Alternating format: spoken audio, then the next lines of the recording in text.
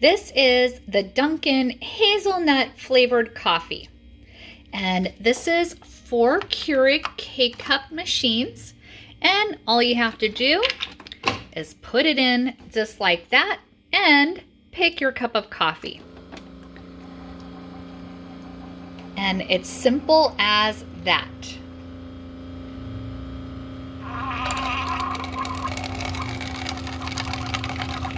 And pretty soon I'll have my hazelnut coffee. And you can even see the steam coming out. It is so hot. And this Keurig machine works wonderfully.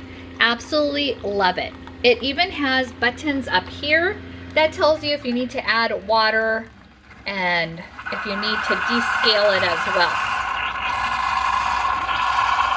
And you see how fast it made my cup of coffee? Less than a minute. And look how good that looks.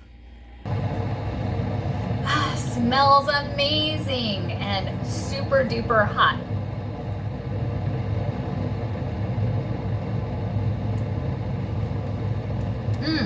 So good. Hazelnut flavor, but not overpowering and strong. Just right. Thank you for watching and hope you found this video helpful.